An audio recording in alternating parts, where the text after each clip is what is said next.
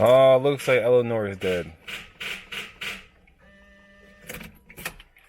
I had this car for 10 years. It's my 2005 G35 Coupe, and I'm going to sell it. It's been 10 years, and I hate to say goodbye, but it's time for me to get rid of it. I'm going to do a couple of things just to get it out on the road because this car has been sitting in my garage for about 2.5 years. When my daughter was born, I decided to put this in the garage. The company I was working for, which was Amazon, I quit just to stay home with my kids, especially my daughter since she was a newborn. But this video is about the things I do not like about this car. The things I actually hate about this car. Before I get to that point, I want to say one thing that I love about this car. That's one thing I miss is the stick. I miss driving this. I miss driving this so much. I drive a 2011 Acura RDX, and my wife has a 2005 Toyota Prius. The Prius is not that bad because we save a lot of money in gas, but when it comes to enjoyability, I hate it. I hate it. That's why I'm going to spend, it's right now, it's June 2021. I'm going to spend June and July fixing this car. In August, I want to put this car on the road. I want to make other videos about a couple things I have to do before this car gets back on the road again. Let's get to it. The first thing I hate about this car is this part right here. As you can see, this is soft. I can't say soft leather. It might be soft leather. I think it is soft leather, and it's actually my fault. You can see the lines right here. This is cracked. This is cracked right here. This is all cracked right here. I didn't realize it was this bad because I haven't really checked.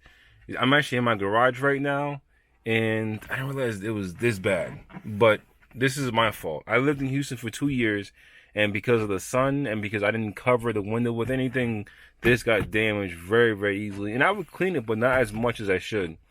The second thing I hate is the navigation. I can't turn it on now. Actually, let me try to see if I can turn that on. See? See? The navigation. I knew this was an issue 5, maybe 6 years ago. For some odd reason, I would never use the navigation because of cell phones. I would use this main reason to see how much gas I have left. I can't tell anymore.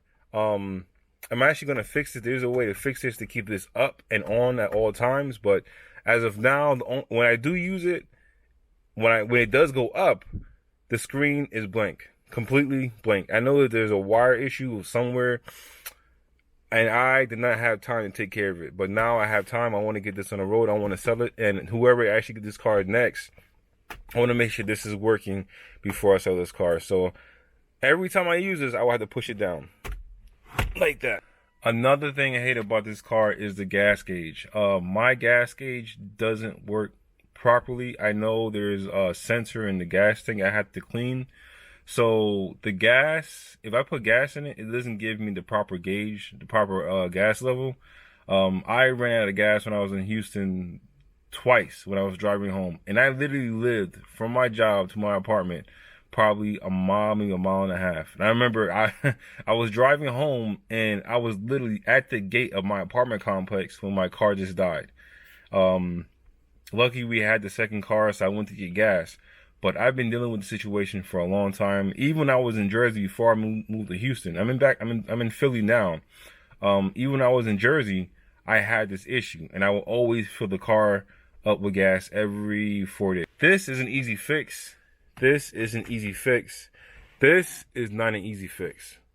I know when I sell this car, I can't sell it for that much because I don't know if this is an easy fix or not. Another thing I hate about this car is the seats. There's a love and hate relationship with the seats, right? The heat destroyed the seats. I don't have anybody in this seat at all. My wife used to sit in this seat when we were dating. But as you can see here, this is damaged. I don't know. I might fix it. I might not fix it. I don't know.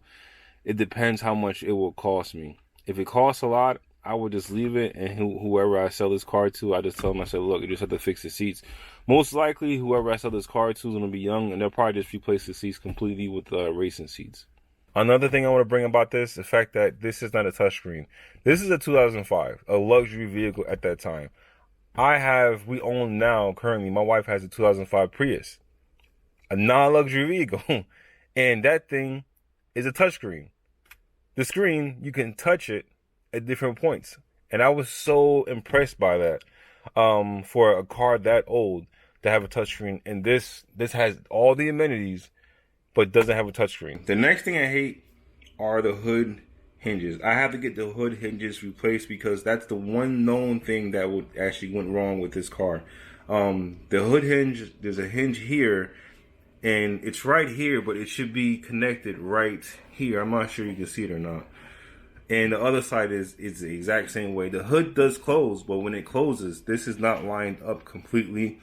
So that's one thing I have to deal with. I might change the hood completely depending if I can get a decent one at the junkyard. The next thing I hate on this car is the intake. I should have changed the intake a long time ago, but like I said, I had this car for so long. I'm like, you know what? I'm not going to change it. But now I have to change it. This is one thing. You can see this is ripped right here. This is definitely going to have to be changed. Definitely. I might put an intake. I might change the entire intake completely to a cold air intake. I have to see. I mean, parts right now are cheap, especially this is an older car, 2005, so it's not that bad. The last thing I want to say is my trunk. I hate my trunk. The main reason I hate my trunk is because it doesn't have a key. Now, when the battery was dead, there was a time where I did not even turn this car on for an entire, almost a year. And the battery was dead. And I had something in the trunk that I needed to get to. I could not gain access to this trunk. And I was so pissed off. Like, I'm not sure if the new Infinitis have a key or an access point to get to the trunk. But that's one thing that I was so pissed off, the fact that this does not have a key anywhere. If it does, please, anybody, leave in the comment section down below if there's a way to get inside this car. I know you can get it through the back seats, but it was a pain in the ass. It was just too big to get it through the back seats. I don't want to damage the back seats the way they are right now. So at the end of the day, I don't want to sell this car, but it's time for me to move on to something bigger and better.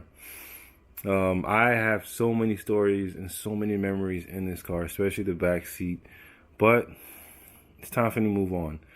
But before I do that, I want to make sure that I want to get my last drive in.